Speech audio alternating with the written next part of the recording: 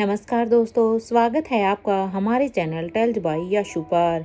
यहाँ पर आपको मिलेंगी रोचक और सस्पेंसफुल कहानियाँ। अगर आपको यहाँ पर हमारी कहानियाँ पसंद आती हैं तो कृपया करके आप हमारी वीडियोस को लाइक करें, इसको अपने दोस्तों को साथ शेयर करें और साथ के साथ अपना कमेंट करना ना भूलें। अगर आप इस चैनल पर नए हैं तो कृपया करके इसे सब्सक्राइब भी करें। आपका ज़्यादा समय न लेते हुए चलो आज की कहानी को शुरू करते हैं।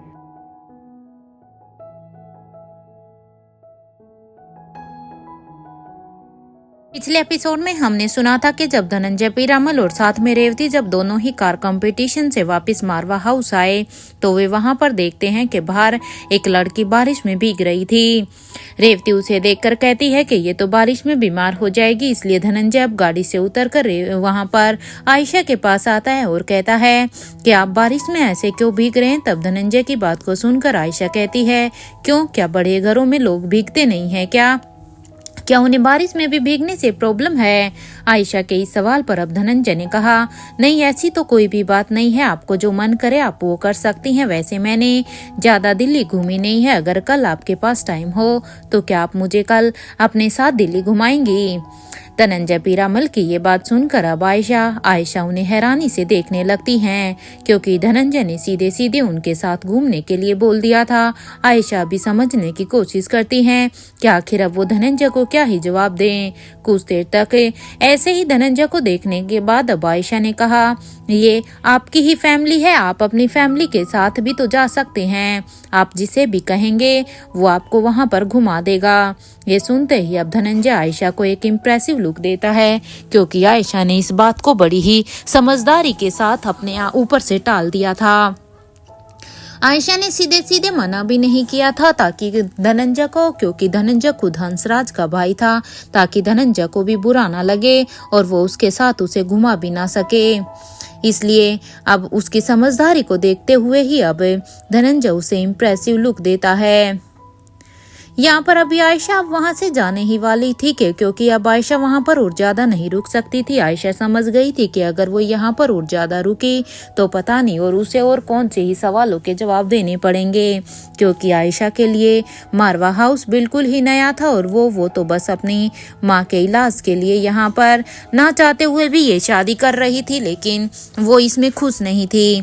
तभी अब धनंजय आयशा को ऐसे जाता हुआ देखकर अब धनंजय ने आयशा से कहा, अब आप कहाँ जा रही हैं।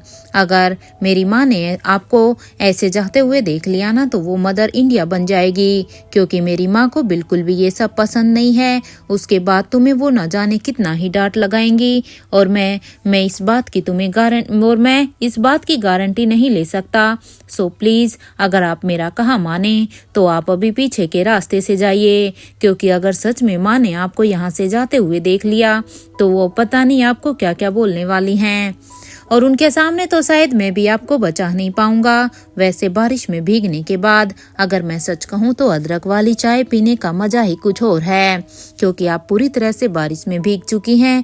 इसलिए मैं बस यही सजेस्ट करूंगा कि आप अपने कपड़े चेंज करने के बाद एक बार अदरक वाली चाय जरूर पिएं, क्योंकि उससे आपको कल तक सर्दी जुकाम कुछ भी नहीं लगेगा। धनंजय की ये बात सुनकर अब आयशा हाँ में अपना सिर तो हिला रही थी, लेकिन वो समझ नहीं पा रही थी कि आखिर धनंजय उसे ये सब क्यों कह रहा था। लेकिन क्योंकि आयशा यहाँ पर नहीं थी इसलिए अब वो यहाँ पर ज्यादा कुछ कहना भी नहीं चाहती थी, इसलिए वो चुपचाप बस धनंजय की बातों को सुन रही थी। धनंजय अब अपनी बातों को आगे बढ़ाते हुए उसके केयर करते हुए अब उसे कहता है, ऐसा करो आप अपने रूम में जाकर सबसे पहले चेंज कर लो, उसके बाद मैं ही तुम्हारे लिए चाय बना कर लाऊंगा, क्योंकि तुम खुद पहले ही ऑलरेडी भीग चुकी हो, इसलिए टेंशन मत लो, मैं लाता हूँ तुम्हारे लिए अदरक वाली चाय बनाकर। अब धनंजय के मुंह से ये सुनते ही अब आयशा भी हाँ में अपना सिर हिला देती है, क्योंकि आयशा को लगा था कि मारवा हाउस में तो इतने सारे नौकर चाकर हैं तो ये उसके कमरे में चाय लेकर क्यों ही आएगा। इसलिए वो ऐसे ही यहाँ से चुपचाप निकल जाती है और फिर वो अब जब धनंजय के बताए हुए रास्ते से यानी कि घर के पीछे के रास्ते से अब अपने रूम की तरफ जाने लगती है ताकि सुहासिनी मारवा उसे देख ना पाए। तो वहीं आयशा के जाने के बाद तो वहीं अभी धनंजय भी अपने रूम की तरफ बढ़ जाता है। कुछ देर के वॉकिंग डिस्टेंस के बाद अब धनंजय पीरामल अपने रूम में पहुंच जाता है और अपने रूम में जाने के बाद अब धनंजय भी अपने कपड़ों को चेंज करता है। अपने कपड़ों को चेंज करने के बाद अब उसे फिर से आयशा का ख्याल आता है, क्योंकि उसने आयशा को अदरक वाली चाय पीने के लिए बोला था। उसे अब तक अपनी बात अच्छी तरह से याद थी, इसलिए अब वो जल्दी से कपड़े चेंज करने के बाद अब फिर से अपने कमरे से बाहर निकलकर आ जाता है। कमरे से बाहर आने के बाद अब धनंजय फिर से मारवा हाउस के किचन में जाता है और वहां पर किचन में जाने के बाद अब वो देखता है कि वहां तो कोई भी सर्वेंट उसे किचन में दिखाई ही नहीं दे रहा था, क्योंकि शायद रात ज्यादा हो चुकी थी, इसलिए सारे ही सर्वेंट अब तक अपने क्वार्टर में जा चुके थे। शायद वो अब तक सो भी चुके हों, इसलिए धनंजय ने अब किसी को भी परेशान करना सही नहीं समझा, क्योंकि वो सिर्फ 1 या 2 कप चाय के लिए किसी को भी परेशान वैसे भी नहीं करता था। इसलिए धनंजय ने अब बिना कुछ सोचे अब वो जल्दी से एक पतीला निकालता है और उसमें वो 2 कप चाय के लिए पानी चढ़ाता है। धनंजय अब उसमें खूब सारी अदरक डालता है, क्योंकि उसकी ये चाय स्पेशल अदरक वाली ही होने वाली थी। धनंजय ने अब ऐसे करते हुए एक स्पेशल सी अदरक वाली 2 कप चाय बनाई थी और फिर अब वो दोनों ही कप को एक ट्रे में रखकर अब उसे लेकर आयशा मारवा के कमरे की तरफ जाने लगता है। कुछ देर की वॉकिंग डिस्टेंस के बाद अब वो फिर से वहां पर आयशा के कमरे के बाहर पहुंच जाता है। कमरे के बाहर पहुंचने के बाद अब धनंजय एक हाथ में अब उस चाय की ट्रे को लेता है और अब वो दूसरे हाथ से आयशा के कमरे को नॉक करने लगता है।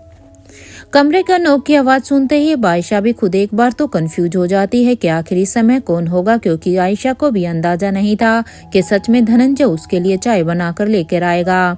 लेकिन अब दरवाजे के नॉक की आवाज को सुनकर अब जैसे ही आयशा दरवाजा खोलती है तो उसने सामने देखा कि वहां पर सच में धनंजय ही 2 कप चाय लेकर खड़ा था। उसे देखकर अब आयशा धनंजय को ही हैरानी से देख रही थी, क्योंकि उसे विश्वास ही नहीं हो रहा था कि इतने ठाठ बाट से पला हुआ, इतने नौकर चाकरों के बीच में पला हुआ इंसान उसके लिए यहाँ पर इतनी रात को चाय लेकर आया था। धनंजय ने अब आयशा को इतनी हैरानी में देखा तो अब उसने आयशा से कहा, इतना हैरान क्यों हो रही हो? मैंने तो पहले ही कहा था ना कि मैं तुम्हारे लिए चाय लेकर आ रहा हूँ, तो फिर भी तुम मुझे देखकर इतना सरप्राइज क्यों हो? अब प्लीज मुझे अंदर आने दो, इससे पहले कि कोई हमें यहाँ पर देखे कि मैं इतनी रात को तुम्हारे लिए चाय लेकर आया हूँ, कोई उसका गलत मतलब ना समझे। मैं तो बस तुम्हारी हेल्थ के लेकर थोड़ा सा कंसर्न हूँ कि तुम बारिश में भीग चुकी हो, कहीं तुम्हें ठंड ना लग जाए, बस इसीलिए ही मैं तुम्हारे लिए ये चाय बना कर लाया हूँ, इसलिए प्लीज अब मुझे अंदर आने दो। धनंजय की ये बात सुनते ही अब आयशा के पास भी कोई ऑप्शन नहीं था, क्योंकि अब वो ना तो हाँ कह सकती थी और ना ही ना कह सकती थी। इसलिए आयशा ने भी कहा कि हाँ, ये आपका ही तो घर है, आपको कहीं भी आने जाने के लिए किसी की परमिशन की जरूरत नहीं है। अब इतना कहने के बाद अब आयशा मारवा हाँ कह देती है। आयशा की ये बात सुनते ही अब धनंजय भी कहता है कि हाँ, आप कह तो सही रही है कि ये मेरा ही घर है और मैं अपने घर में कहीं भी आ जा सकता हूँ, लेकिन इस वक्त ये रूम आपका है और आपकी प्राइवेसी का ख्याल रखना हमारी जिम्मेदारी है, इसलिए आपके इस रूम में आने से पहले हमें आपकी परमिशन की जरूरत है। धनंजय की ये बात सुनते ही अब आयशा ने भी कहा, ओके देन प्लीज आप अंदर आ जाइए। ये अब आयशा की ये बात सुनते ही अब धनंजय भी सिर झुकाते हुए अब उसके कमरे के अंदर आ जाता है। कमरे के अंदर आने के बाद अब वो अपने हाथ में ली हुई चाय की ट्रे को अब वहीं पर बेड के पास रखी एक टेबल पर रख देता है। उस चाय को टेबल पर रखने के बाद अब धनंजय आयशा से कहता है, क्या मैं सोफे पर बैठ सकता हूँ? आयशा को बहुत ही अजीब लग रहा था कि ये इंसान खुद अपने ही घर में उससे हर चीज के लिए परमिशन मांग रहा है, जिससे आयशा को भी शायद अच्छा नहीं लग रहा था। इसलिए आयशा भी अब हाँ में अपना सिर हिला देती है और दूसरी तरफ आयशा भी अब बेड पर जाकर बैठ जाती है। अब धनंजय के द्वारा लाई गई चाय का दोनों ही अब साथ में बैठकर लुत्फ उठाते हैं। अब आयशा अब धनंजय से कहती है, आप मुझे माफ कीजिएगा। अब आयशा की ये बात सुनकर अब धनंजय कहता है, लेकिन किस चीज के लिए? आखिर आपने क्या किया है जो आप अब मुझसे माफी मांग रही है? आपको जो भी बात है आप मुझे खुलकर बताइए। अब धनंजय की ये बात सुनकर अब आयशा कहती है, वो क्या है ना कि कल मैं अपनी माँ से मिलने के लिए जा रही हूँ, इसलिए मैं आपके द्वारा कही हुई बात के लिए मैंने हाँ नहीं कहा। अब धनंजय सोचने लग जाता है कि आखिर उसने कौन सी बात कही। हालांकि उसे पता था, लेकिन कहीं आयशा किसी और चीज के लिए तो नहीं कह रही, इसलिए वो एक बार कंफर्म कर लेना चाहता था। इसलिए अब धनंजय ने कहा, किस चीज के लिए? मुझे तो कुछ याद नहीं है। तभी धनंजय की इस बात को सुनकर अब आयशा फिर से कहती है, वो क्या है ना कि आपने मुझसे थोड़ी देर पहले ही पूछा था कि क्या मैं आपको दिल्ली घुमा सकती हूँ कल, इसीलिए उस चीज के लिए मैं सॉरी बोल रही हूँ, क्योंकि मेरा इंटेंशन आपको सीधे सीधे मना करना था ही नहीं। मेरे भी कुछ पर्सनल रीजन है, क्योंकि मुझे अपनी माँ को देखने के लिए जाना है, इसलिए मैं आपको कल दिल्ली नहीं घुमा सकती। आयशा की ये बात सुनकर अब धनंजय ने भी कहा, इट्स ओके, आपके पास जब भी टाइम हो तब आप मुझे घुमा दीजिएगा, नो प्रॉब्लम। वैसे भी अगर आप बुरा ना माने तो क्या मैं आपसे एक सवाल कर सकता हूँ? धनंजय ने अब सीधे सीधे ही आयशा से एक सवाल के लिए परमिशन मांग ली थी। ये सुनते ही अब आयशा भी कहती है, हाँ पूछिए ना, क्या पूछना चाहते हैं आप मुझसे? इस सवाल पर ही अब आयशा अब धनंजय की डायरी को अब एकदम से ही बंद कर देती है, क्योंकि आयशा अभी तक उस डायरी को पढ़ रही थी। इससे आगे अब आयशा बहुत ही इमोशनल हो जाती और वो उस डायरी को बंद करके एक साइड रख देती है। उस डायरी को बंद करने के बाद अब आयशा अपने सिर को पीछे की तरफ टिका लेती है और अब अपने सिर को पीछे बेड के से सहारा लगाते हुए अब वो अपनी आंखों को बंद कर देती है। वहीं दूसरी तरफ अब तक करण गुलेरिया भी अंजलि के साथ वहां पर पैलेस में आ गए थे और वो अब अपनी गाड़ी को बेसमेंट में लगा देते हैं और बेसमेंट में पार्क करने के बाद अब वो अपने रूम की तरफ जाने लगते हैं। साथ के साथ अब अंजलि भी अब तक अपने रूम में पहुंच चुकी थी। यहाँ रोहित और अनिका अब ये दोनों भी अभी अपने रूम में ही बैठे हुए थे।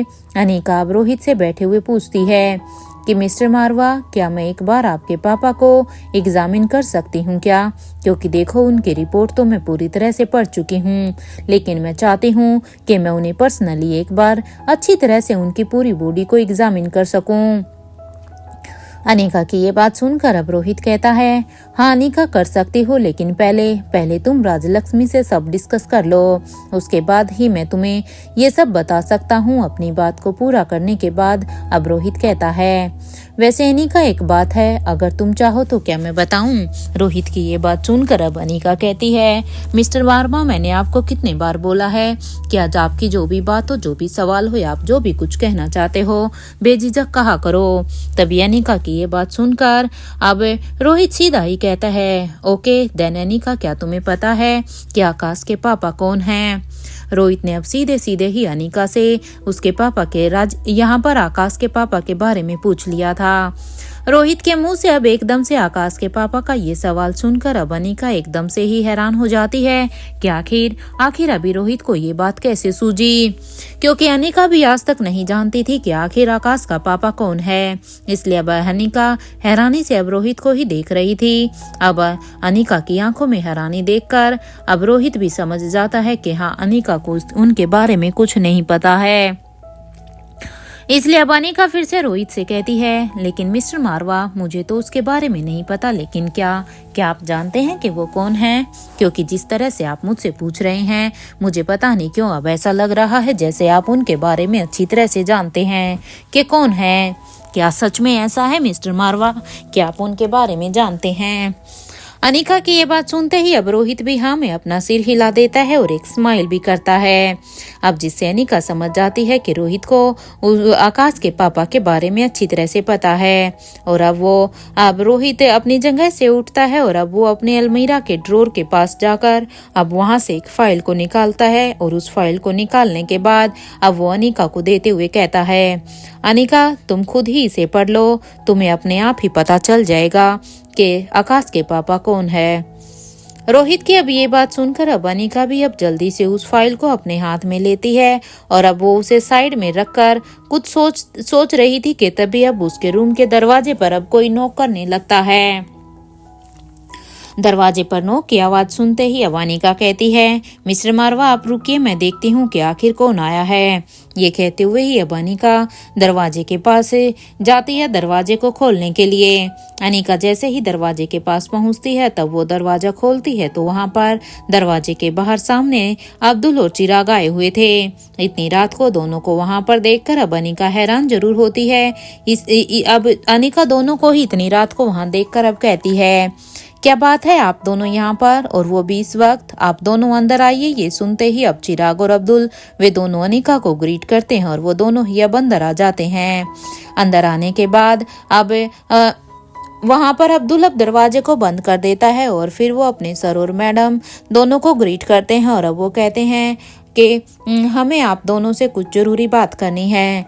अब्दुल की ये बात सुनकर अब रोहित कहता है, पहले तुम दोनों आराम से बैठ जाओ, उसके बाद हमें बताओ कि क्या बात बताना चाहते हो। रोहित की ये बात सुनकर अब चिराग और अब्दुल दोनों ही वहां पर लगे हुए सोफे पर बैठ जाते हैं और अब वो अपनी बात को कहना शुरू कर देते हैं। अब चिराग अपनी बात को बताते हुए कहता है कि सर और मैडम, जिस दिन कॉलेज पर अटैक हुआ था उसी दिन कॉलेज के साथ साथ राजमहल में भी रानी साहिबा के ऊपर अटैक हुआ था, क्योंकि राजमहल में रानी साहिबा को बंदी बना लिया गया था और इसके पीछे कोई और नहीं बल्कि बड़ी रानी का भाई खुद महेंद्र पीरामल ही थे। अब चिराग और अब्दुल की ये बात सुनकर अब अनिका और रोहित दोनों को ही हैरानी होती है, क्योंकि अभी तक दोनों को इस बात के बारे में कुछ भी पता नहीं था कि राजमहल में सच में ऐसा कुछ हुआ है। ये नाम और ये सब करने वाला कोई और नहीं बल्कि उनका भाई महेंद्र ही था। इसलिए ये नाम सुनकर तो अब रोहित को एक जोर का झटका लगता है, क्योंकि रोहित को यह उम्मीद नहीं थी कि महेंद्र ऐसा कुछ करेगा, और इसलिए अब और ना ही अनिका, क्योंकि अब वो दोनों ही जान गए थे कि उनके दुश्मन कौन हैं। क्योंकि जिस तरह से चिराग और अब्दुल ने बताया कि महेंद्र ने ही यह हमला किया था, तो अब उन्हें ये सोचने में देर नहीं लगी कि उनके दुश्मनों में शायद अब महेंद्र भी शामिल है।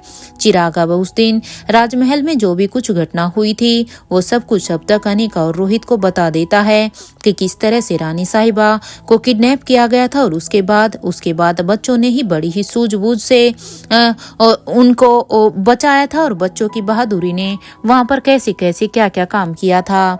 ये सारी ही बातें सुनकर तो अब अनिका और रोहित दोनों ही बस अब हैरानी से एक दूसरे को देखते हैं, क्योंकि अनिका और रोहित को तो कानों कान अब इस बारे में कुछ भी पता नहीं था कि बच्चे यहाँ से राजमहल में गए थे और बच्चों की बदौलत ही रानी साहिबा सुरक्षित थी।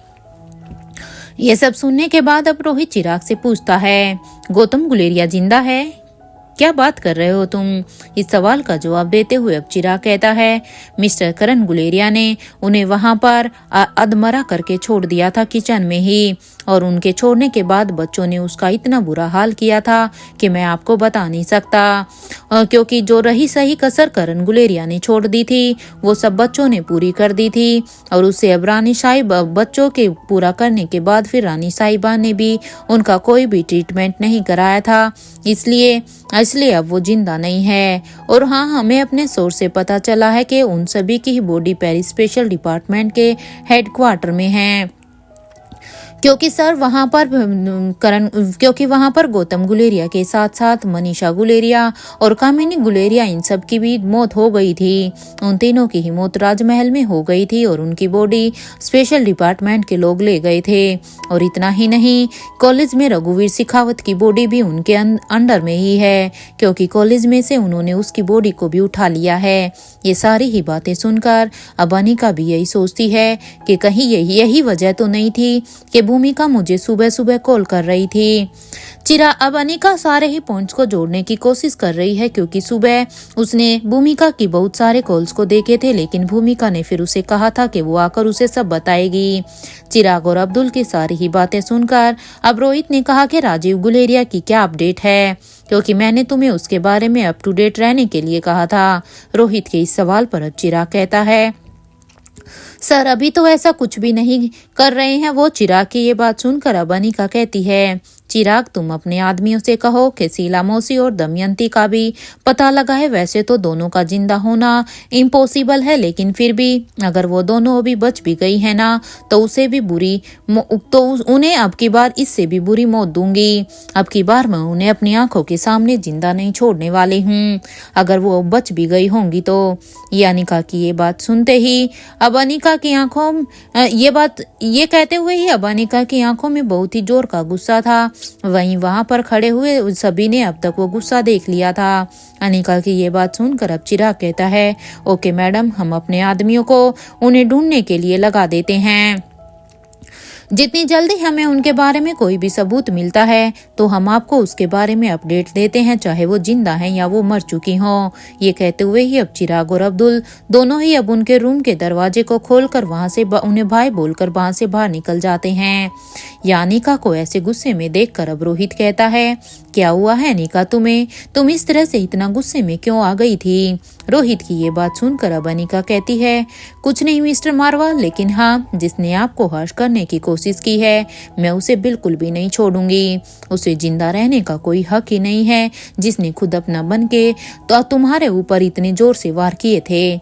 अनिका की ये बात सुनकर अब रोहित उसे एकदम से गले लगा लेता है, क्योंकि अनिका के गुस्से को देखकर अब रोहित के पास और कोई रास्ता ही नहीं था। वो बस अनिका को ऐसे ही शांत कर सकता था, इसलिए अनिका को गले लगाकर अब रोहित कहता है, अनिका, इस समय गुस्सा करने से कोई भी फायदा नहीं है। प्लीज प्लीज तुम शांत हो जाओ।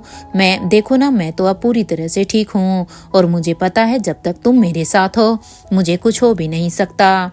रोहित की ये बात सुनते ही अब अनिका रोहित को देखते हुए कहती है कि हाँ, आप ठीक हैं, मुझे पता है, लेकिन इसका ये मतलब तो नहीं है ना मिस्टर मारवा कि मैं उन दोनों को फिर से छोड़ दूंगी, क्योंकि अगर वो अब की बार बच गई होंगी तो दोबारा जब भी वो मेरे सामने आएंगी तो उस बार वो उनका आखिरी दिन होगा, क्योंकि अब मैं उन्हें अपनी आंखों के सामने ही बिल्कुल मार के छोड़ूंगी। अनिका को अब ऐसे देखकर रोहित अब अपने अंगूठे को अनिका के कानों पर चलाने लगता है। ये देखकर अब अनिका समझ जाती है कि जरूर इस वक्त मिस्टर मारवा के दिमाग में कोई शरारत सूझ रही थी। अनिका पहले से ही गुस्से में थी और अब रोहित की इस हरकत से अब वो एकदम से सिहर सी जाती है। इससे पहले कि रोहित अनिका को फिर किस करता कि तभी अनिका ने अब अपने हाथों को रोहित के होठों पर एकदम से ही रख दिया और उसे रोकते हुए कहती है, मिस्टर मारवा, इस वक्त प्लीज कोई भी शरारत नहीं। पहले चलिए हम अपने बच्चों से तो मिल लें। उनकी बहादुरी के लिए उन्हें प्रेज करना तो बनता ही है ना, क्योंकि मिस्टर मारवा सच में जिस तरह से चिराग और अब्दुल ने बताया है, अगर उस समय बच्चे वहां पर नहीं पहुंचते तो फिर तो पता नहीं राजमहल में क्या ही हो रहा होता। सोचो, अगर बच्चे वहां पर नहीं हुए होते तो अब तक तो रानी साहिबा को वो लोग किडनैप भी कर चुके होते और अब तक अपनी कंडीशंस को मनवा भी चुके होते। न जाने उनके क्या ही इरादे होंगे रानी साहिबा को किडनैप करने के, उन्हें बंदी बनाने के। इसलिए हमारे बच्चों ने जो भी बहादुरी वाला काम किया है, इसलिए उनकी प्रशंसा तो बनती ही है। अनिका की अब ये बात सुनकर अब रोहित भी कहता है, अनिका, बच्चे अभी छोटे हैं, मुझे हमारे बच्चों पर पूरा भरोसा है, लेकिन हाँ, अब उन्हें अपनी लाइफ को एंजॉय करना चाहिए, क्योंकि मैं नहीं चाहता कि बच्चे ऐसे ही हमारे दुश्मनों की वजह से ऐसे ही गिरे रहें और बच्चे अपनी इस लाइफ को एंजॉय भी ना कर पाएं, क्योंकि बच्चों की लाइफ एंजॉय करना उनके लिए सबसे ज़्यादा ज़रूरी है, क्योंकि आगे इन फ्यूचर में तो उन्हें अपने काम में ही लगे रहना है, क्योंकि उनके लिए बस एक यही समय है जो हमेशा से उन्हें याद रहेगा। रोहित की यह बात सुनकर अब अनिका कहती है, मिस्टर मारवा, ये आप इसीलिए ही कह रहे हैं ना क्योंकि उस एज में हम दोनों ने ही कभी अपनी जिंदगी को एंजॉय नहीं किया है, क्योंकि उस टाइम पर आपके अपने कुछ सर्कमस्टांसेस थे और मेरे कुछ अपने थे। हम दोनों ही अपने उस बचपन की लाइफ से के एंजॉय को कभी भी नहीं ले पाए। अनिका की ये बात सुनकर अब रोहित भी हाँ में अपना सिर हिला देता है और कहता है, हाँ अनिका, मैं नहीं चाहता कि जो चीज़ हमने कभी इंजॉय नहीं की तो हमारे बच्चे भी कभी उस चीज़ को इंजॉय ना करें। और अब वो दोनों यही सब बातें कर अब अपने रूम से बाहर निकलकर बच्चों के कमरे की तरफ जा ही रहे थे। जैसे ही वो वहां पर बच्चों की तरफ कमरे की तरफ पहुंचने वाले थे कि तभी दोनों की ही नज़र अब बाहर से आ रहे आकाश गुलेरिया और मयूर गुलेरिया के साथ आ रही कविन आलिशा पर जाती है, क्योंकि मयूर और कविन आलिशा दोनों ही आकाश को पकड़ कर लेके आ रहे थे। उन्हें वहां पर तीनों को ही एक साथ ऐसे आता हुआ देखकर तो अब वो रोहित और अनिका दोनों ही हैरान हो जाते हैं। लेकिन दोनों जब आकाश को देखते हैं तब तो मानो उन्हें कोई सांप सूंघ गया हो। रोहित अब अनिका की तरफ बड़े ही आश्चर्य से देखता और अनिका भी रोहित की तरफ, क्योंकि आकाश की हालत को देखकर ऐसा लग रहा था जैसे आज पता नहीं आकाश को क्या हो गया है, क्योंकि आकाश को कविन आलिशा और मयूर दोनों ही पकड़कर पैलेस के अंदर लेकर आ रहे थे, जिससे उन्हें आकाश के बारे में चिंता भी हो रखी थी कि आखिर आकाश को ऐसा क्या हो गया। आकाश अभी भी हल्के हल्के बुदबुदाता हुआ ही आ रहा था। अब रोहित अनिका से पूछता है, ये आकाश को क्या हुआ है अनिका, क्या तुम्हें कोई भी आइडिया है? क्योंकि उसे देखकर तो ऐसा लग रहा है मानो उन्हें किसी भी चीज का कोई गहरा शौक लगा हो, जैसे उन्हें कोई 440 वोट का कोई झटका लगा हो। अब रोहित की ये बात सुनकर अब अनिका को भी कुछ भी समझ में नहीं आता कि आखिर आकाश को क्या हुआ है। अनिका भी बस हैरानी से उन्हीं की तरफ ही देख रही थी, क्योंकि आकाश की हालत को देखकर आज ऐसा लग रहा था जैसे आज उसकी मानसिक स्थिति बिल्कुल ठीक ही ना हो। अब अनिका और रोहित दोनों ही अब जल्दी से अब बच्चों के कमरे की तरफ न जाकर अब सीधा ही स्टेयरकेस से नीचे ग्राउंड फ्लोर पर आ जाते हैं, क्योंकि दोनों को आकाश को देखकर उसकी चिंता हो रही थी। अब जल्दी से वो उन तीनों के पास पहुंचते हैं। उन तीनों के पास पहुंचने के बाद अब अनिका सभी से ही पूछती है, क्या हुआ है, सब ठीक तो है ना? अनिका के इस सवाल का इससे पहले कि कोई भी जवाब देता कि तभी अब अनिका के कानों में आकाश के बुदबुदाने की धीमी धीमी सी आवाज आती है, जो कि अभी भी कह ही रहा था कि नहीं, ये नहीं हो सकता है राजीव चाचा मेरे पापा हो ही नहीं सकते हैं, ऐसा हो ही नहीं सकता, मैं इस चीज को मानने के लिए बिल्कुल भी तैयार नहीं हूँ। आकाश को ऐसे बुदबुदाता हुआ देखकर अब अनिका समझ जाती है कि इस वक्त आकाश किस स्टेट ऑफ माइंड में था, क्योंकि भले ही आकाश स्लो कुछ बोल रहा था, लेकिन अनिका के कानों की सुनने की क्षमता इतनी तेज थी कि उसका हर एक शब्द अनिका के कानों में साफ साफ सुनाई दे रहा था। इसलिए अनिका अब समझ रही थी कि इस समय आकाश का दिमाग में क्या कुछ चल रहा था। अनिका अब ये सब देखते हुए रोहित से कहती है, मिस्टर मारवा, आप मयूर की हेल्प कीजिए ना, और आप दोनों आकाश को भी यहीं सोफे पर ही लेटा दीजिए, क्योंकि सच में मुझे लग रहा है अभी वो ठीक नहीं है। इस वक्त आकाश को किसी बात का सच में कोई गहरा शौक लगा है। अनिका अब अपनी बात को आगे बढ़ाते हुए कहती है कि मेरे ख्याल से अभी इसके दिमाग को शांत होना बहुत ही जरूरी है, क्योंकि जब तक इसका दिमाग शांत नहीं होता तब तक शायद हम इसे कुछ भी नहीं कह पाएंगे, ना ही समझा पाएंगे। अनिका के इतना कहने के बाद अब अनिका फिर से कहती है कि हमें कुछ देर आकाश को यहाँ पर अकेले छोड़ देना चाहिए, जब उसे ठीक लगेगा तो वो हमसे अपने आप ही बात करेगा, और कुछ ही देर में अब वो अपने आप ही अपने रूम में चला जाएगा। अपनी बात को पूरा करने के बाद अब अनिका अब मयूर से पूछती है कि अब तुम मुझे बताओगे कि आखिर हुआ क्या है, आकाश की ये हालत ऐसे कैसे हुई है, क्योंकि अभी आकाश तो इस हालत में नहीं है कि मैं उससे कुछ भी पूछ सकूं, लेकिन जहां तक मैं जानती हूं तुम भी उसके साथ ही थे ना, इसलिए अब तुम बताओ मुझे। अनिका के इस सवाल का जवाब देते हुए अब मयूर उससे पूरी ही बातें वहां पर बताने लगता है कि आखिर किस तरह से उसने और आकाश ने करण अंकल का पीछा किया था, और उस जगह पर वो दोनों ही पहुंच गए थे, और फिर उन्हें वहां पर जाकर पता चला था कि आकाश और आलिशा किसी और के नहीं बल्कि राजीव चाचा के बच्चे हैं। मयूर की ये सारी ही बातें सुनकर अनिका आलिशा को देखते हुए ही पूछती है, रानी साहिबा, इन दोनों ने तो हमें बता दिया कि ये उनका पीछा करते हुए वहां पर पहुंचे थे, लेकिन रानी साहिबा, क्या आप हमें बता सकती हैं कि आप वहां पर कैसे पहुंची थी, क्योंकि आप भी वहीं पर थी ना?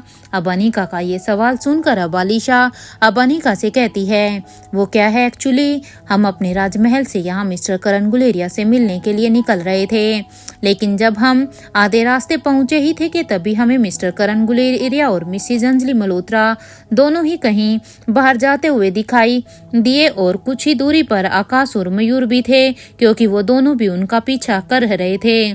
तो हमने भी उनका पीछा किया, क्योंकि मेरे लिए मिस्टर करण गुलेरिया से बात करना बहुत ही जरूरी था।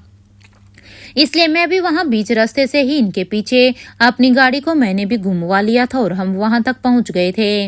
अब आलिशा की ये बात सुनकर अब रोहित मयूर को गुस्से में देखते हुए कहता है, क्या तुम्हें उसे गाड़ी की ग्लास विंडो ऊपर नहीं की थी? रोहित के इस सवाल पर अब मयूर कहता है, आई एम सॉरी रोहित, वो मुझे भी ये बात बाद में रियलाइज हुई, इट्स अ बिग मिस्टेक। मयूर की ये बात सुनकर अब अनिका कहती है, कोई बात नहीं, लेकिन अब अलर्ट रहना होगा।